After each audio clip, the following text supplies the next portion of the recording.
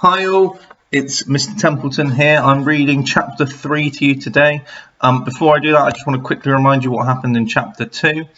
We saw the first act of communism enforced, we saw the rebellion, we saw the commandments being issued, and we also saw Napoleon kind of acting against those commandments by presumably consuming without producing, by taking the milk from the cows. In chapter 3, we kind of get more of this dictatorship and tyranny slowly starting to seep into the farm, animal farm now, not manor farm. Okay, so here is chapter 3.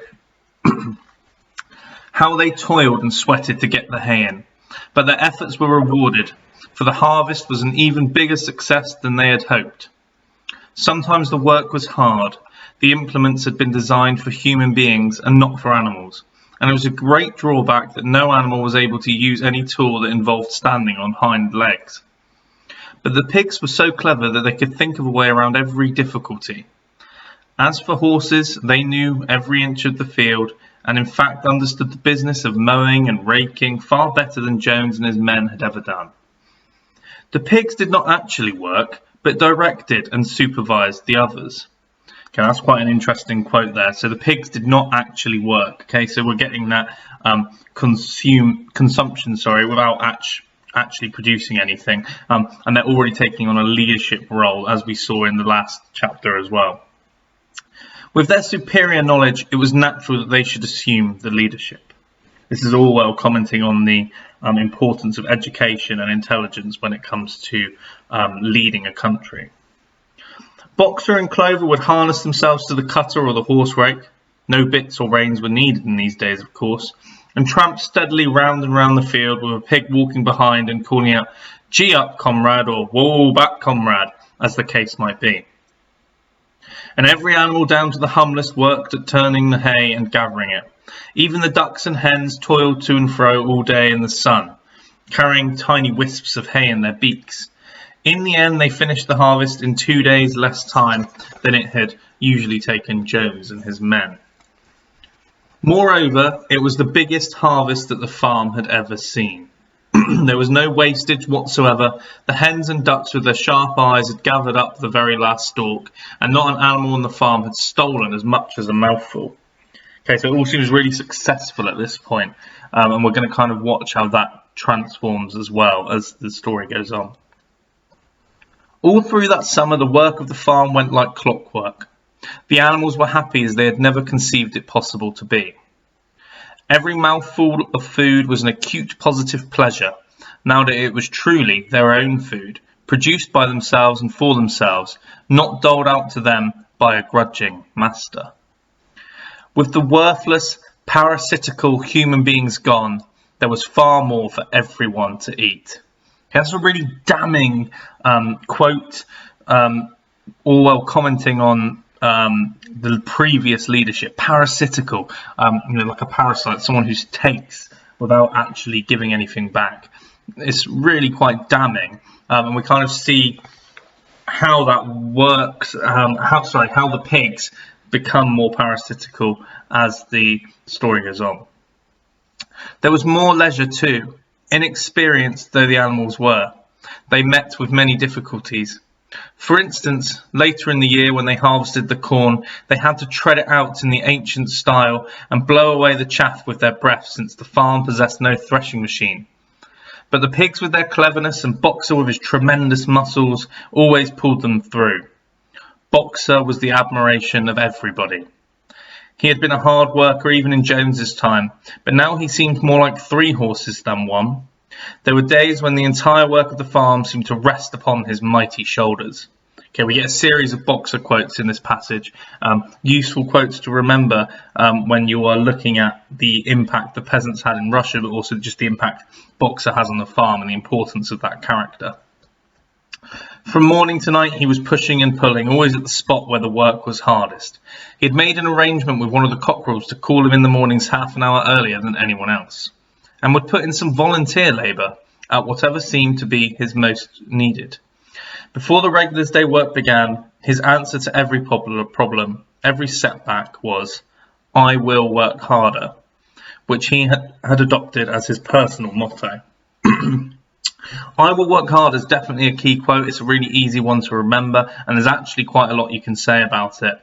He decides he will work harder because he's been manipulated by the pigs and by the other animals. He thinks he's doing something good for the rebellion, so he agrees to work harder. And this kind of shows his lack of intelligence by just that one phrase being his answer to everything, because he didn't have any actual solutions to problems.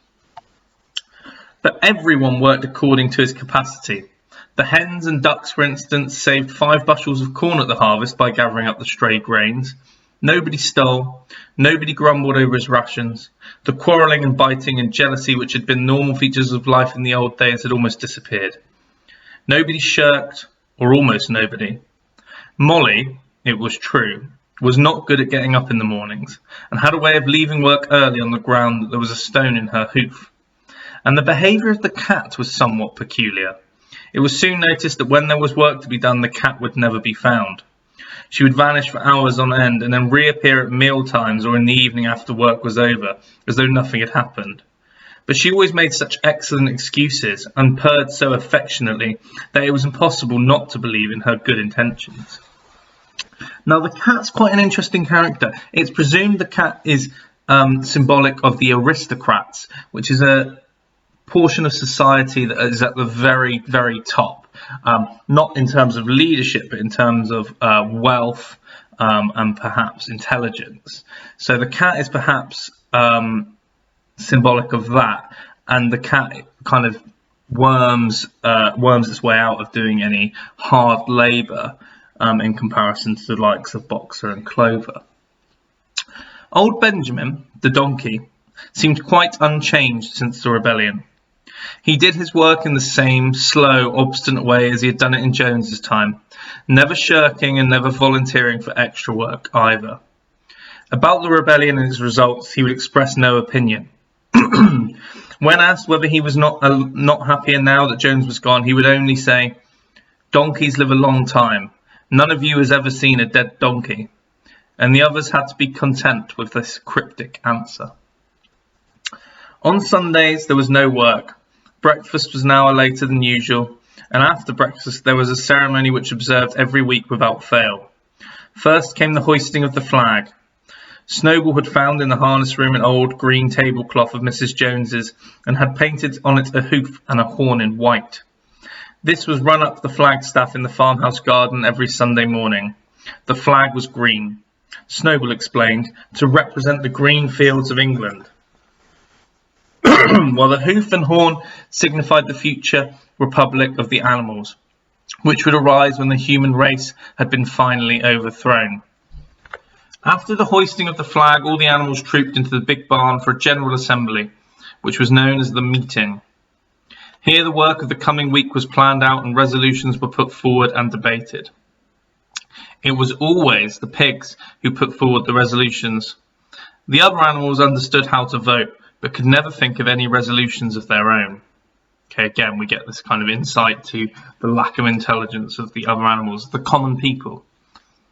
Snowball and Napoleon were by far the most active in the debates, but it was noticed that these two were never in agreement. Whatever suggestion either of them made, the other could be counted on to oppose it. Even when it was resolved, a thing no one could object to itself, to set aside the small paddock behind the orchard as a home of the rest of the animals who were past work. There was a stormy debate over the correct retiring age for each class of animal. The meeting always ended with the singing of Beasts of England, and the afternoon was given up to recreation. The pigs had set aside the harness room as a headquarters for themselves. Here in the evenings they studied blacksmithing, carpentering and other necessary arts from books which they had brought out of the farmhouse. Snowball also busied himself with organising the other animals into what he called animal committees. He was indefatigable at this. He formed the Egg Production Committee for the hens, the Clean Tails League for the cows, the Wild Comrades Re-Education Committee. The object of this was to tame the rats and rabbits, the Whiter Wall movement for the sheep, and various others, besides instituting classes in reading and writing. On the whole, these projects were a failure. The attempt to tame the wild creatures, for instance, broke down almost immediately. They continued to behave very much as before, and when treated with generosity, simply took advantage of it. This is Orwell here kind of commenting on the failure of rebellion quite early on. Okay, so he's talking about how these new ideas, they failed, and that ultimately things couldn't change so drastically. So the rats and the rabbits staying the same is evidence that the rebellion, hadn't changed all that much. The cat joined the re-education committee and was very active in it for some days. She was seen one day sitting on a roof and talking to some sparrows who were just out of her reach. She was telling them all the animals were now comrades, and that any sparrow who chose could come and perch on her paw, but the sparrows kept their distance. The reading and writing classes, however, were a great success. By autumn, almost every animal on the farm was literate in some degree. As for the pigs, they could already read and write perfectly. The dogs learned to read fairly well, but were not interested in reading anything except the 7 Commandments. This is because the dogs kind of had this blind allegiance. Muriel, the goat, could read somewhat better than the dogs, and sometimes used to read to the others in the evenings from scraps of newspaper which she found in the rubbish heap. Benjamin could read as well as any pig, but never exercised his faculty. So far as he knew, he said, there was nothing worth reading. Kind of get this more negativity from Benjamin. He's really cynical character, Orwell's voice, Orwell's cynicism about rebellion, about revolution, and about society as a whole. Clover learnt the whole alphabet, but could not put words together. Boxer could not get beyond the letter D. This is quite an interesting comment in itself. So Clover learnt the whole alphabet, but could not put the words together. Boxer could not get beyond the letter D.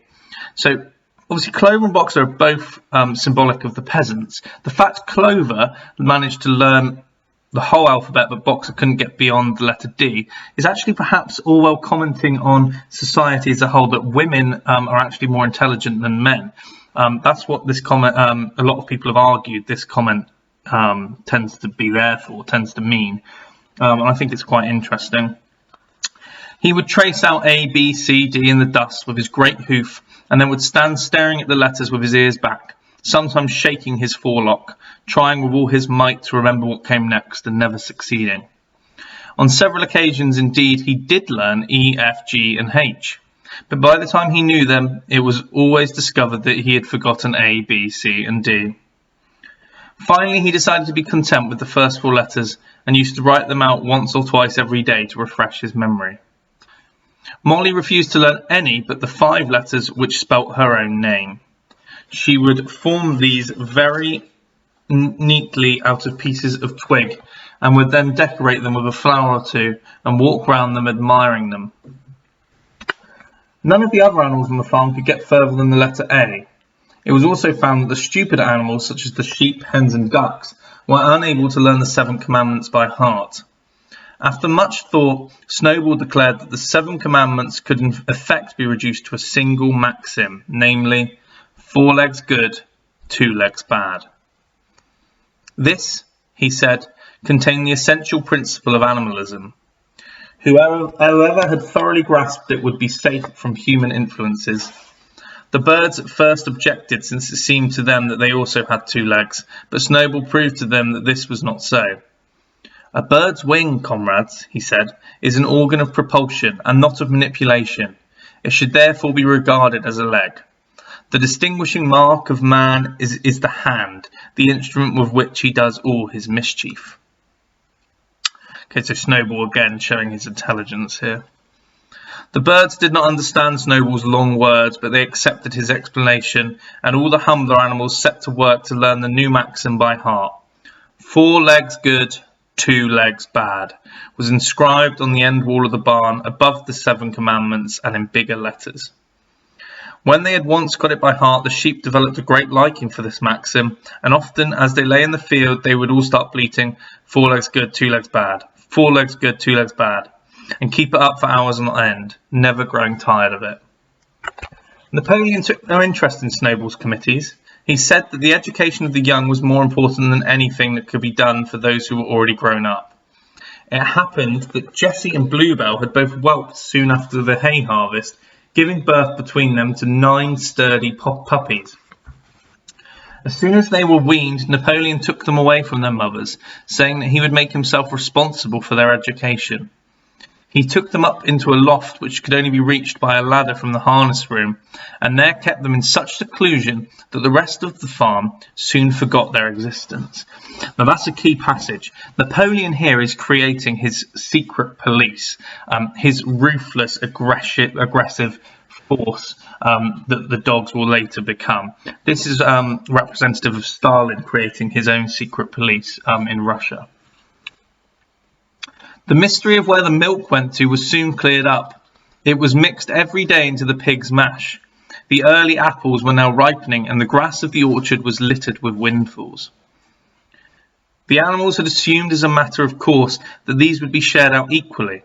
One day, however, the order went forth that all the windfalls were to be collected and brought to the harness room for the use of the pigs. At this, some of the other animals murmured, but it was no use. All the pigs were in full agreement on this point, even Snowball and Napoleon. Squealer was sent to make the necessary explanations to the others. Okay, so here we can see the pigs are, again, they're consuming without producing. They're taking the milk and the apples for themselves. And in this next passage, we're going to get lots of key quotes from Squealer, who, again, remember, he represents the manipulation of language and the media. So Squealer is going to manipulate the other animals into believing that the pigs need the milk and the apples.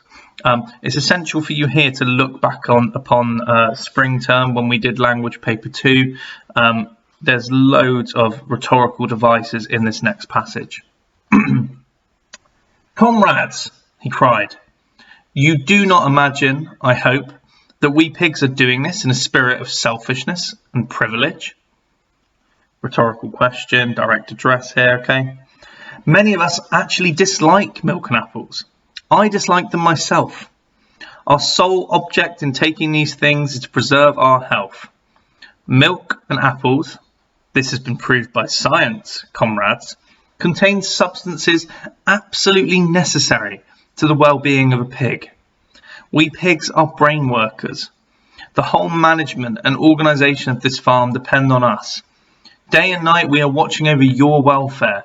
It is for your sake that we drink that milk and eat those apples. Do you know what would happen if we pigs failed in our duty? Jones would come back. Yes, Jones would come back. Surely, comrades, cried Squealer, almost pleadingly, skipping from side to side and whisking his tail. Surely there is no one among you who wants to see Jones come back. Okay, so we get all these rhetorical devices. He uses pathos, ethos, and logos. He's calling upon science, he's calling upon emotion because he's pleading with them, and he's even, giving himself credibility by saying, we need these apples. It's not, we don't want them, we're not going to enjoy them, but we need them. Now, if there was one thing that the animals were completely certain of, it was that they did not want Jones back. So Squealer also uses the fear of Jones coming back in order to make his point really, really clear. And make the animals scared that if they don't give them the milk and the apples, then that might happen. Milk and apples is an interesting choice as well of objects. Milk perhaps symbolic of innocence, purity and strength, whereas apples are generally symbolic of knowledge, but also of sin. When we look back at Adam and Eve and the tree of knowledge and the sin that Eve committed when she took the apple from the tree of knowledge. When it was put to them in this light, they had no more to say.